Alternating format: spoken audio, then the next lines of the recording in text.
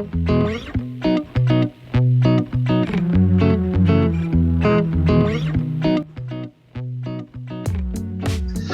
and welcome to MJT's Wycombe Wanderers Plus, and welcome my friends to the show that just never ends. Although looking at my haircut, it looks like I'm coming to the end.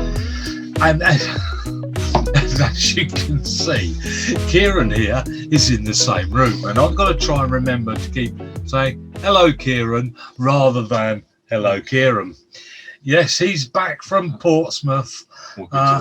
Whoopie-doo, we had to go and collect him today, and he'll stay with us for 2 months where he'll get through our fridge and then make it back to Portsmouth to go and rebuy all of his with my money. Well, this is an interesting week. Crystal Palace have finally done a deal with Patrick Vieira. Any good as a manager, Patrick Vieira, Kieran? Has he ever done anything like that before? Not particularly. He's been a manager, just not a very good one. Right. With anybody in particular we know? Nice. Okay, so he's obviously sort of been manager of top clubs like Crystal Palace. Good luck to them is all I can say with that. Other questions you have to ask is, well, other interesting information. Barcelona. Ever heard of Junior Firpo? No. Right, okay. This is where this thing's going to make a lot of noise.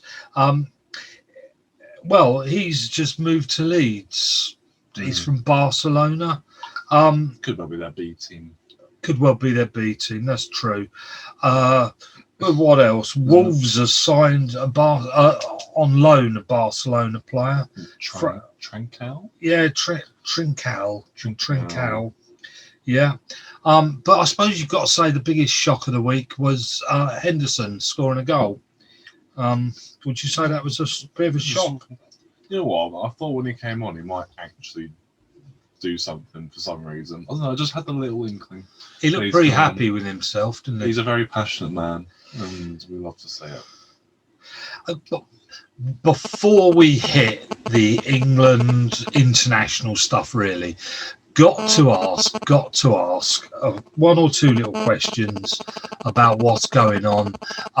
Just to say, Wycombe are definitely staying in Division 1, and we've lost our second biggest player. Well, yeah. 2 of our top 3, let's say. Two of our top 3. Yeah. Who do you think of the 3? Well, I was just questioning whether you'd say Onyedinma and Ikpeazu are definitely our 2 most important players. I think so. But Ikpeazu has gone, and he's gone to Middlesbrough. Good move for him, I would suggest. Yeah, I mean, you wonder with these sort of players that go from Wycombe and are supposed to be world beaters, because Wycombe play a very specific style of football. Like when Fred's left last time, like when Paris left. Doesn't quite work out for other clubs, it seems, but we'll see. Well, anyway, yeah, that's a bit of a shame, really. I think we're going to miss him big time. I wonder what we're going to... Okay, so we've got to look at a little... Excuse that little mess up there. There was a little... Kieran made a mistake. We've had to chop that bit. And we'll look at... I've got to mention France again because it's so good that they got knocked out. We can't just let that one lie. Rabiot.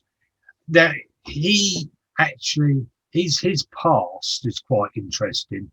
There's a lot that has gone wrong for him, parent problems, dad with illness, dying, blah, blah, blah, things, quite a lot's gone on. And his mum sort of brought him up and looked after him and sort of, was really quite strong. And she became his manager. But when he couldn't get actually into the team he wanted to play for, which was Barcelona, he sacked her, which I thought was really rather amusing. And she was up in the terraces along with, I think it was 9 other of his family. They were all allowed 10, they all got 10 tickets. and you'd got three big families up in the seats at the French game. One was Rabios, one was the Pogba family, and one was the Mbappe family.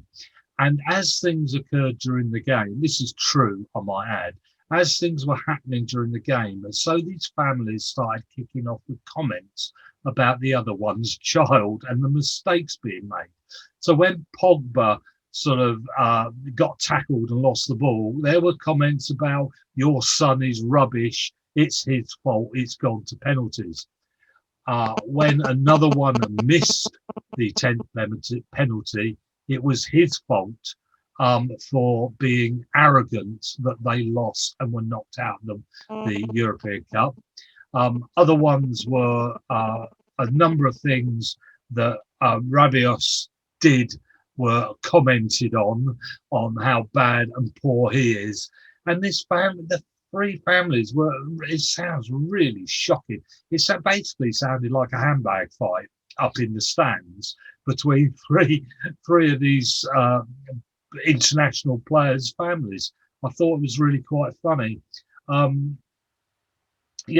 So I just thought I'd mention that because I think that's quite a laugh. And the last thing to mention about that was as soon as the final whistle blew, some had got their suitcases already packed in case they got knocked out and already had tickets to go on holiday, which doesn't sound, the sort of thing that had happened in Gareth's camp. Do you think? Everyone would be more disappointed if we lost at that point, wouldn't they? You can't imagine Maguire having his suitcase already with his speedos already packed, ready for that holiday, just in case we lost to the Ukraine. I mean, in terms of what the three sets of families were saying about each child, it sounds weird to say this, what it was. I mean, none of them were particularly wrong in what they were saying. Rabiot was crap. Pogba did give the ball away and was silly in doing so, and Mbappe was probably quite arrogant. So none of them were particularly wrong, I'd argue, which is quite entertaining. But it's just, if you start arguing about those things, then it's just, it goes all... You're supposed to support one another after doing something bad. You're not supposed to do that. But I think that answers why France were knocked out, doesn't it, really? That does tell you why France were knocked out. France didn't win this tournament because of a mental thing. Because they have the best team. There's just no doubt about that.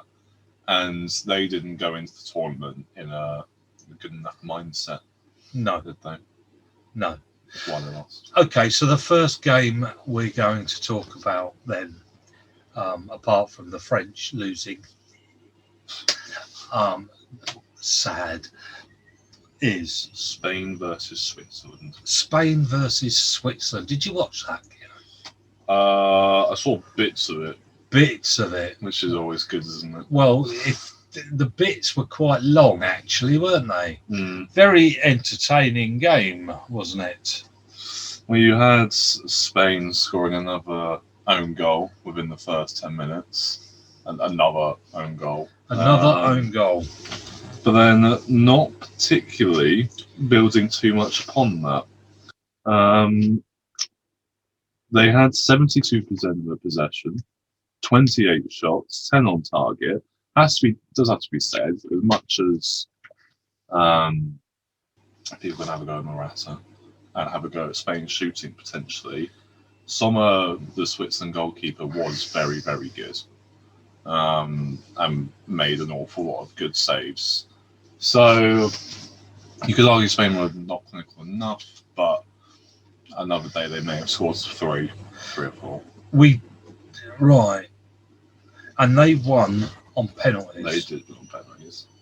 We suggested that the Spain centre halves before the game, we said, aren't very good as a team. Do you think that showed? They made that mistake, didn't they? That led to Shaqiri's goal, which was a really bad mistake. And as weird as it is to say again, you wouldn't see that for England. That sort of thing doesn't happen really for England. If Spain beat Italy, would you prefer we play Italy or Spain? Oh, Spain. Every day of the week. 100%. Because those centre backs are asking for trouble, aren't Those they? centre backs are asking for it. They do always have a lot of chances, but I think we're quite happy with them taking pot shots more than anything. So I think that's what we restrict them to. If Spain are a shadow of what they used to be in terms of their tick-tack style of play, I still think Italy are kind of a better version of us at the moment. Although the last two games have given me more hope. I felt sorry for Switzerland a little bit. Yeah. I mean, they certainly did well for themselves, that's for sure. Missing their captain as well. Yeah. I mean, how influential was he against France? Like, he was probably man of the match in that game. Yeah.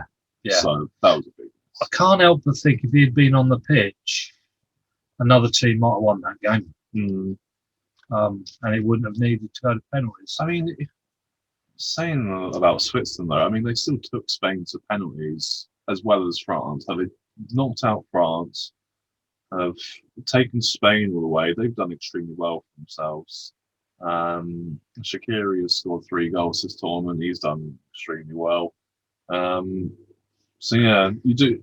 They has to be said they've had a very good tournament. I mean, obviously they want to win it, but expectation wise, they've done really good. So yeah. Okay, next game. Belgium versus Italy. Only one way this was. Yeah. I mean, we both predicted Italy to win. I think, but I'm not sure I don't think we got the score right. But Italy, they look like a machine. We've said that before. They just look too good, and let's be honest, they've got to beat Spain, haven't they? I would have thought so. Like, just the personnel and looking at how the teams are playing, it always set for Italy to win 1-0 or like by a minute scoreline. Then, I mean, Spain get lots of chances. Yeah. But Italy are solid in defence and move forward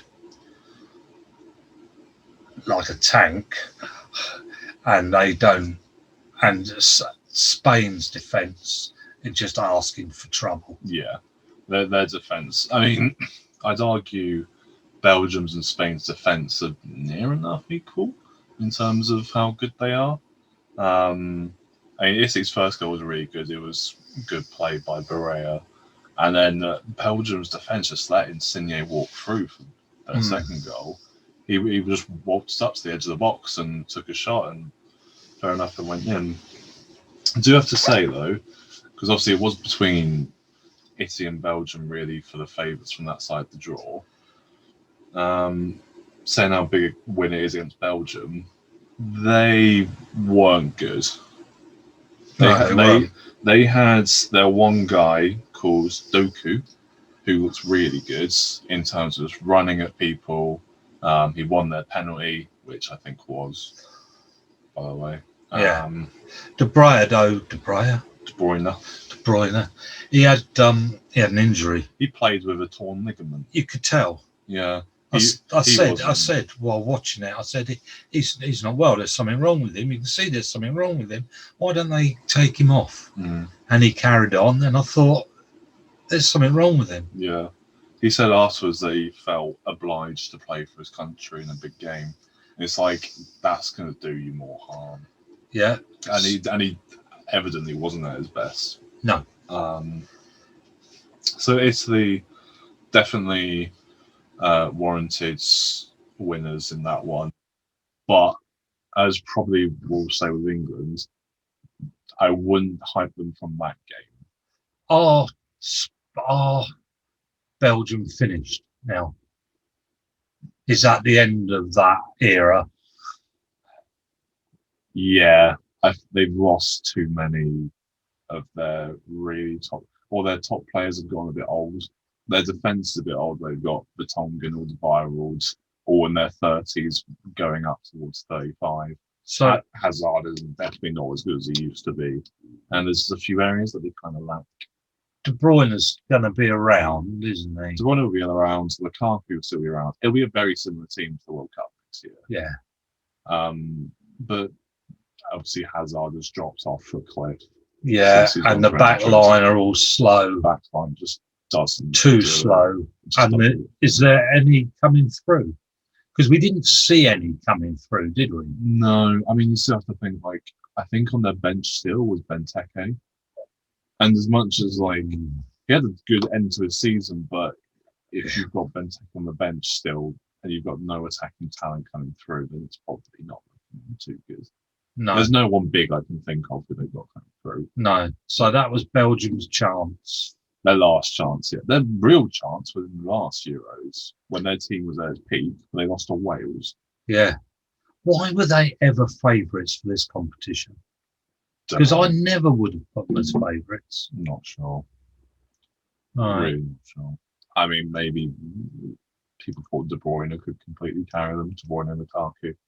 We've discussed that before, but nobody can carry anybody. Not at international level. No. At this stage. We're not. I mean, maybe at Wickham's level for a game or two, but not at international level. Any gap in the 11 and you get exploited. You can see it. Yeah. A bit like Walker for England, to give an example. Which we'll get to. Next game. Next game. Czech Republic 1, Denmark 2. Did not watch this one. I did. Yeah, I did. Wasn't worth. I felt sorry for the Czech Republic. I wanted them to win, not so that England could play them particularly. I just don't want Denmark to win anything, and that sounds really horrible. I just don't. They remind me of Croatia a little bit. They're a bit. Well, they're sort of mediocre. They can upset better teams is what they can do. Yeah. That doesn't mean they're better. It's just they are able to upset better teams. And that just seems a bit sad to me. And I have to say it was exciting, the Czech Republic, but they were wild. There were gaps all over the place on that football pitch with them. It was entertaining. It was for sure, but it was because of the holes all over the pitch. And I have to be honest and say, I think Denmark weren't very good either. If they play like that against England, then there is only one winner. I thought they looked dodgy, and it was only because they were playing the Czech Republic did they get away with it. Is what I think. I feel like I was going to say this about Ukraine, but I feel as if it's a good example here. It's a good example of how the lesser teams can use up a lot of mental energy in terms of getting here. Like, they've had to go through a lot to get to a quarter-final, and the fact that these teams are here, including Ukraine, Czech Republic and Denmark, none of them were expecting to be here. And the fact they're here is just a bit too much in too little time. Like, they've only played the last 16 a couple of days ago, in which neither of them were really expecting to win, and yet they're here, and they've gone into an even bigger game just like 3 or 4 days later. You also have to say that one did go to extra time, didn't it? Which one? Denmark. No, it was 2-1 after 90 minutes. Right. Was that the one? No, yeah, that's right. That's right. But that was the one, wasn't it? That was in Asia. Was it? Azerbaijan. Yes, which actually counts as Asia-Europe, and they'd had to travel 4 hours. It was something like, I mean, it was a ridiculous place to have to go and play football. Apparently, the temperature was ridiculous. Yeah, it was. Was it 38 or something? I mean, something stupid. it was absolutely boiling. They had to travel 4,000 miles. The fans who went, there wasn't a direct flight. If they went, they've got a 10-day quarantine when they come back.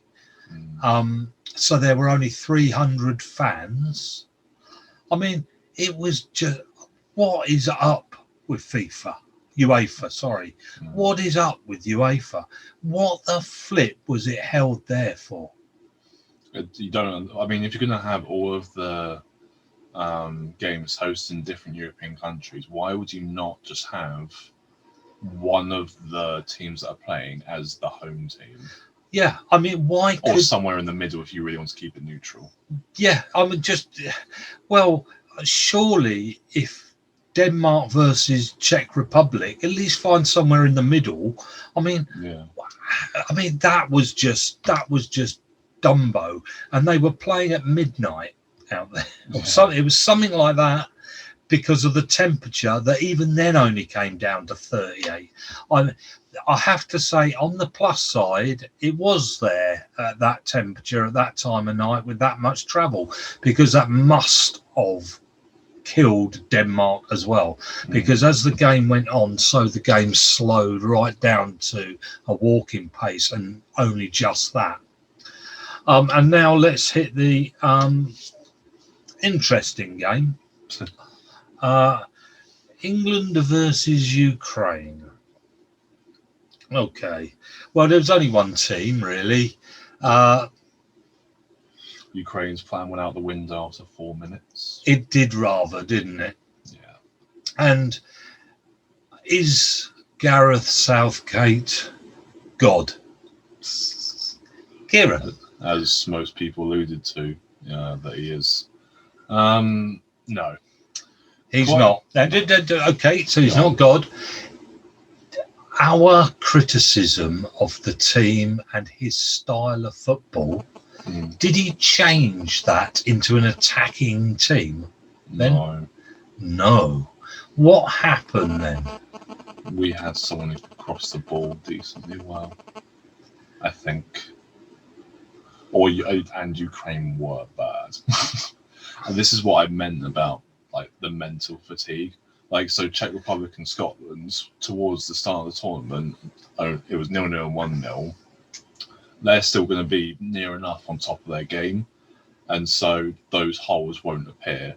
The holes were everywhere for Ukraine, and we were just able to exploit it very well. Could Wickham have beaten them?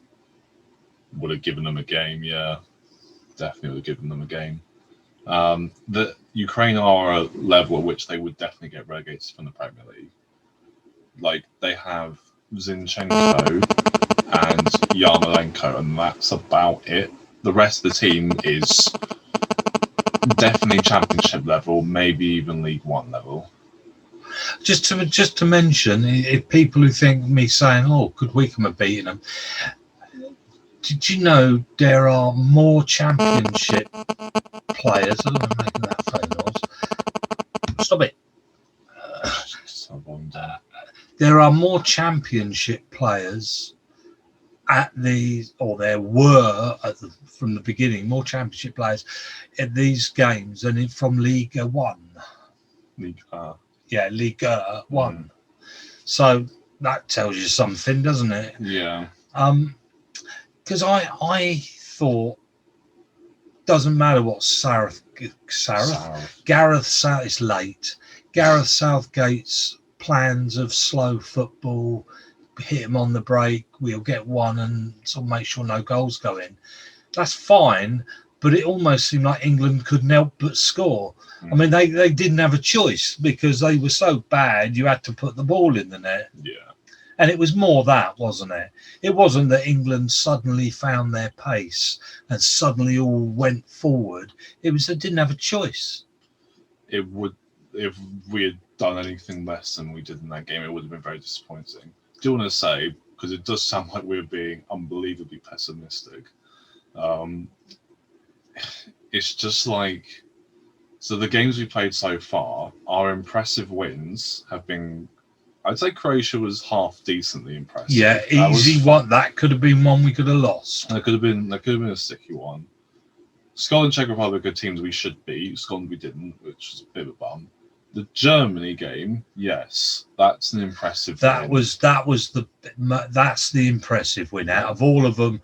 That was the one, wasn't it? And Scotland, you'd have to say we failed, wouldn't you? Yeah, that's pretty much a loss essentially. Except he wouldn't see it like that, because as far as he's concerned, kept a clean sheet. He kept a clean sheet, and we're there to win the competition, not every game. Yeah, and so it's fine. What we've done so far is good. We have done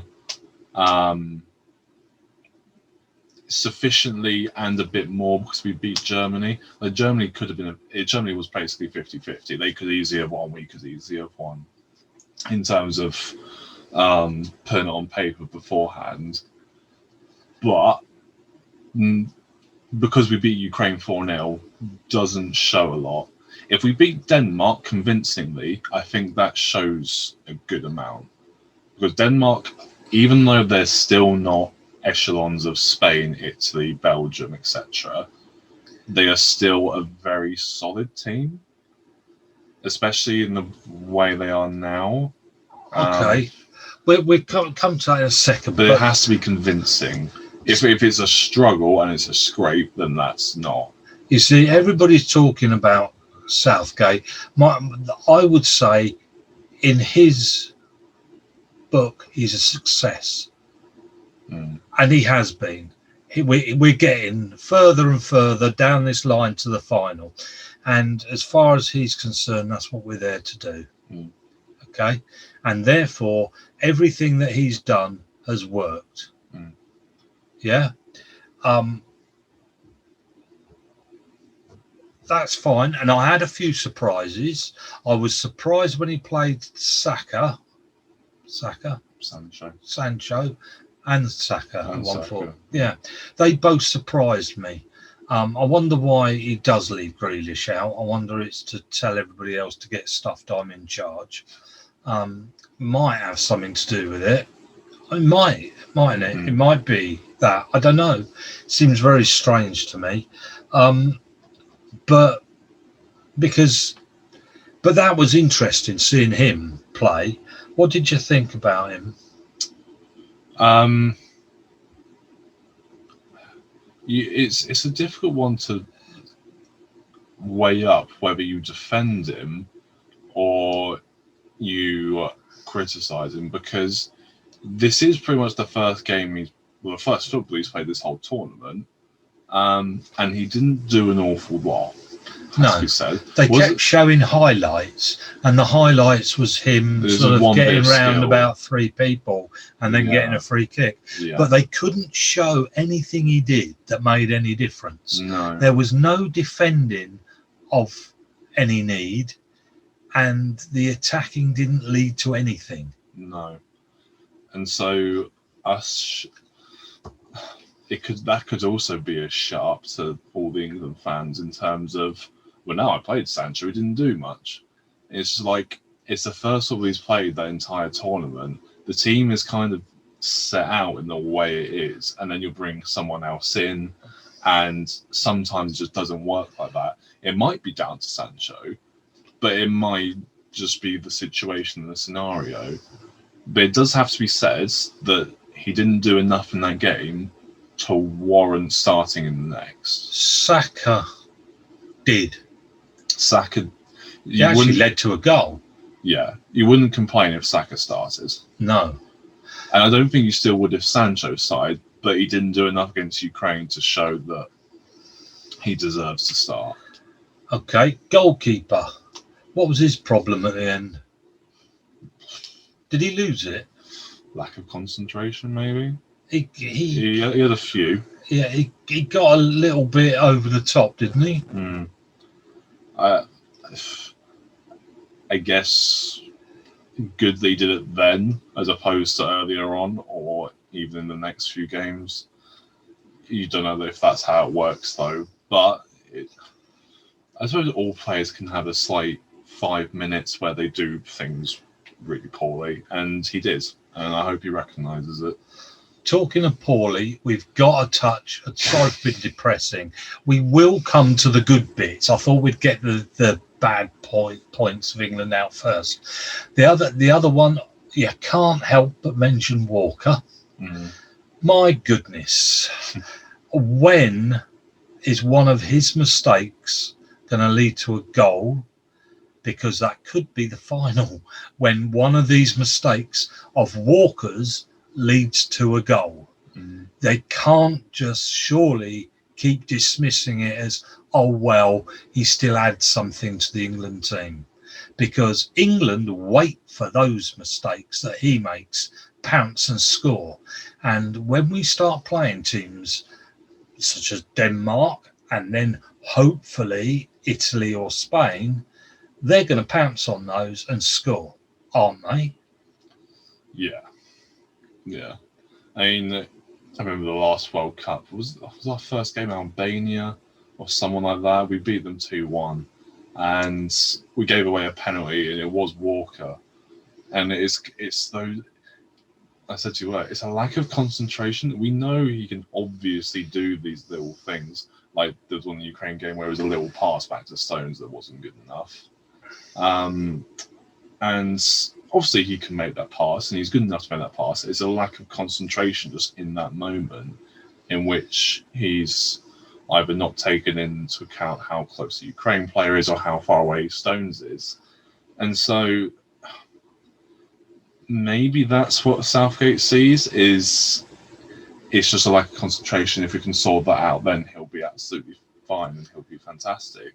But then also, we saw yesterday that Shaw offered something in attack, as he did against Germany, as he was involved in all the goals against Germany. He got 2 assists yesterday. Nothing came down that other side. I was just about to say, and was that a problem that Sancho had, that he had Walker as his provider? Potentially. Whereas Shaw had Sterling. Sterling had Shaw. Yeah, those two linked, the other two didn't. No. And the only time we've ever had something come down that other side was when Saka played. Yeah. So maybe Saka can somewhat do it by himself. So we'd be better off with Saka than Sancho. We think we'd be better off without Walker, but he will play Walker whether we like it or not. Yeah. Won't he? If he was going to test out whether he was going to play Reece James, he would have done it. He would have done it against Ukraine. Yeah, it's too late now. Yeah. That's probably why he played Sancho in that game, to see if he'd be. Yeah, which one worked best. Yeah. Okay, and then we've talked about all of them bar Harry Kane, really. And Maguire or Stones. Well, apart from the 2 centre backs were still very good. Again. Yeah, no problem. I was surprised he didn't take Maguire off damn sight earlier with a yellow card and an injury knocking around not that long ago. I was a bit shocked that he left him on for so long. But I suppose in terms of CDMs, I thought, because you can see the difference when Bellingham and Henderson came on. They were both, like, I know we were 3-4 up by the time they came. Henderson looked forward. They both looked forward. Yeah, and it just. I know it's maybe not what Southgate wants the whole time, but it just. Well, he doesn't. He doesn't. It just. As a fan, you just like to see him like spraying passes out to the wings and that sort of thing, as opposed to the fullbacks. In my opinion, he should be playing the Leeds one. What's his name? Phillips and Henderson. Yeah. But he won't. He won't. No. Because he wants that defence, and that is Rice and Phillips, and that's a defence. And I suppose up to this point, who are we to say no when we haven't conceded the goal? which is annoying. It's annoying because we're doing really well in terms of where we've got to, etc. But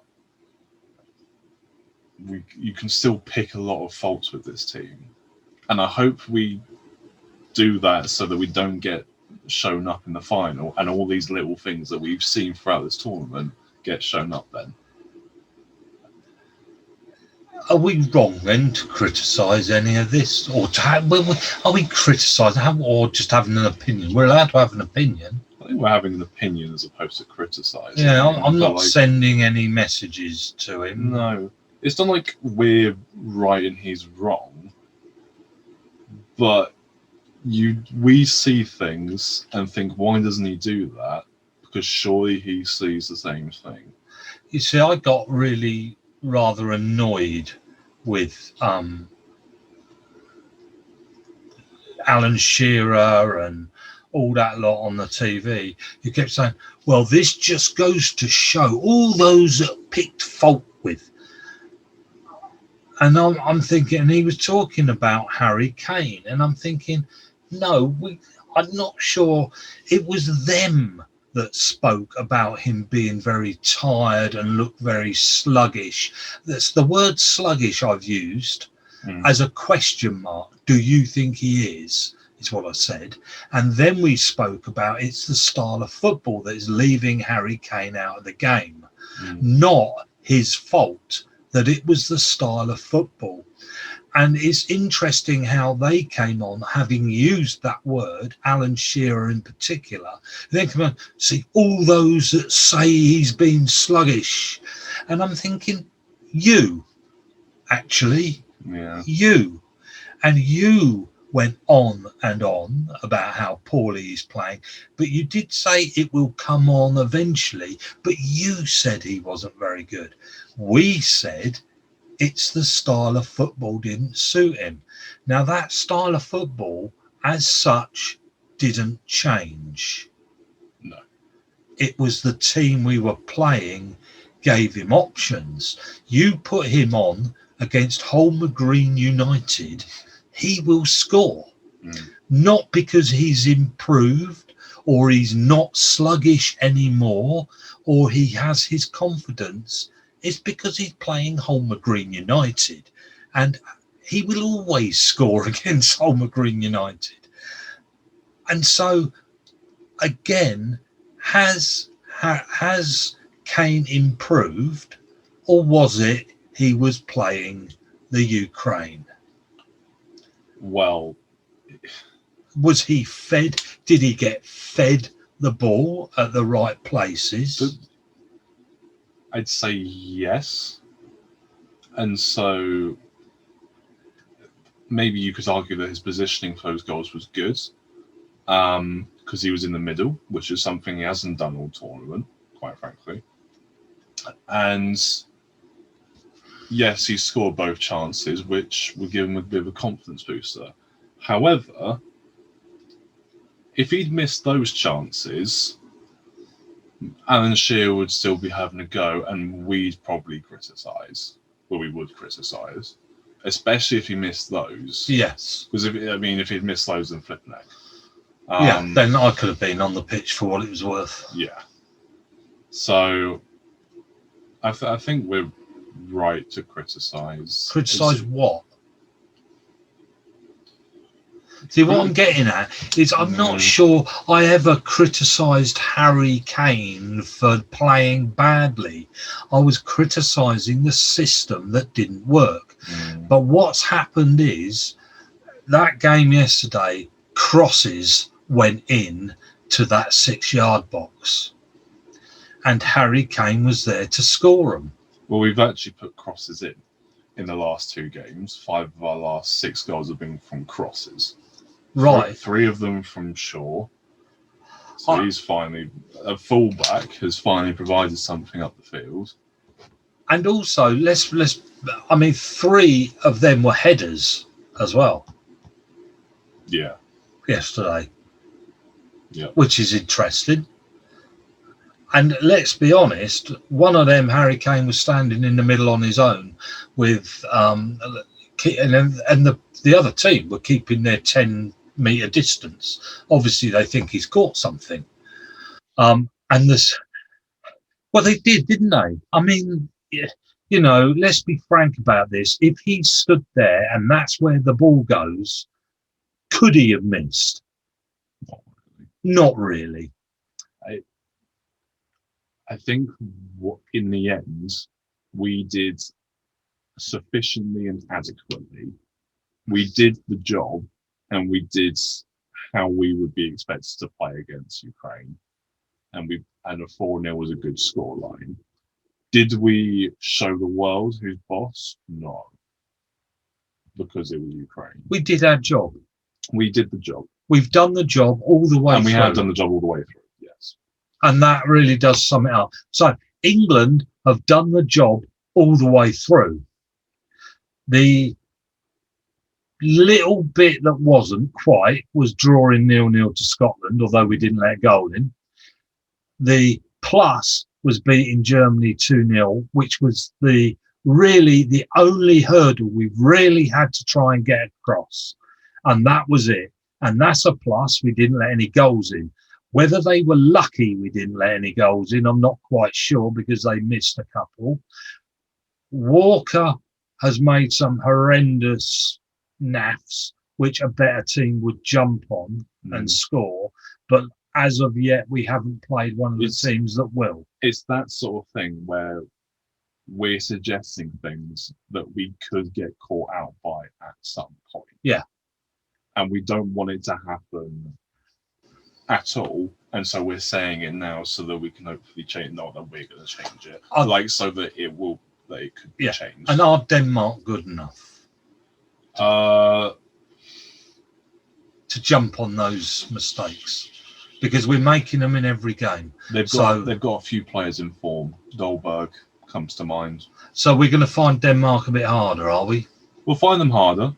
We should win. Right.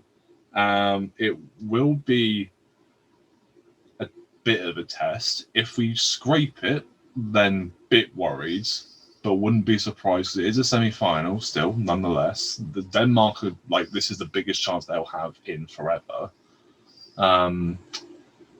But if we win that convincingly, then I'm impressed and I'm confident going into the final. Okay.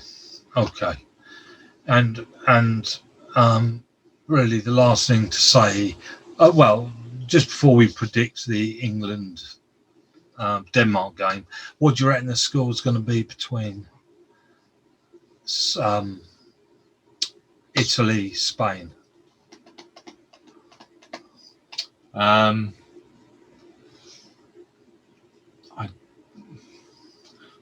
don't know. I'm trying to think if I see Spain scoring. Italy get 1. Do Spain get 1? I'm going to say no. I'm going to say 1-0. Okay, well, I'll go 2-0 then. It's still 3-2, by the way, to me. So is it? Yeah. Yes, I'll do that. And what about England, Denmark then? 2-0. 2-0. Well, I shall then go 3-1. You think we're going to concede our first goal? Yeah. And I'm going to go 3-1 with a Walker howler. Own goal. Yeah. Hit the back of his head and go in. Something like that. Yeah. Well, possibly hit the back of his head and hit the head of goalkeeper and go in, because he hasn't made any howlers yet. Maybe if they could both do it in the same game for one goal, it'll be okay. Nice. Yeah. Now, obviously, Denmark will be playing for Eriksson. Who are we playing for? I reckon Trent Alexander-Arnold. Yeah. Or the German girl who cries, so we can raise some money for her. Okay. We'll raise some more money for her. Okay. Or the viewers of this, so we're not as pessimistic. We're not being pessimistic. We're picking. I mean, how can you improve unless we're having a discussion about unless you sort of yeah. This is really depressing. We've got to a semi-final If of you a need- major tournament, and Yeah. we're like, oh, we're so bad. If you need any help, then here's the telephone number to Do you know what the problem is? Is if I asked you, what would you say? What positives would you say came out of that game? Then what answer would you give? Name me 5 positives. 5. Yeah, Okay, number 1, we didn't let any goal in, or that's okay. yeah. Number 2, they didn't go near scoring a goal. No, that's effectively the same thing as keeping clean sheet. All right. Well, Well, that counted 1. All right. Number 2, now, we scored the chances that we had, Yeah, and that's a big one because Being clinical. Spain don't do that. no, Okay, that's why they're not going to win it, yeah, because we at least put our one chance away. yeah. And that's massive. All right, I have to say. So that is massive, and they're really the biggest two. Clinical. We don't let anything in, and we scored a goal when we get a chance. Yeah. Number 3, all the players seem pretty happy with each other. Good chemistry. Yeah, Yeah, I mean, well, that France. counted for France, didn't it? indeed. They didn't. Number 4, the whole country seems behind them again, Yeah, and they probably feel that. Even the roundabout at the top of the hill here has a red cross on it, and that either means there's been some massive accident or it's celebrating England. So they just better hope they get all the way now, otherwise they'll have to pay that off in embarrassment.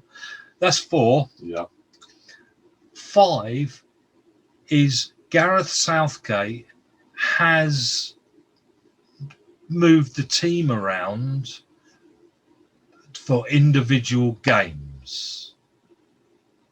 And that includes formations of whether I agree with that team or not, whether I agree with that formation or not. He isn't an idiot. He actually thinks his football and plays what he thinks is right. the 5 was required against Germany, not against Ukraine, and he recognised that. Yeah, I said 5 against Ukraine. Got that entirely wrong. Well, you may have been right at the end of the day. Well, we don't know, do we we? don't know. But we do know he was right. He was right before. Yeah. So There you go. there you go. So there's your positive 5. Right, now 5 negative. We won't do that. Right, we'll say goodbye. That was an interesting one. We'll go and have a beer and get over that. Yeah. Because I'm really depressed now, having done this. And we'll be back on Thursday. Do you know, I've got to go to work on Wednesday. I'm only going to be able to watch the second half. I hope nobody scores in the first half. I hope it's 0-0 at half time. Kieran, say goodbye. Goodbye. And I'll say goodbye as Let's have a well. look. I'm going to miss the first half.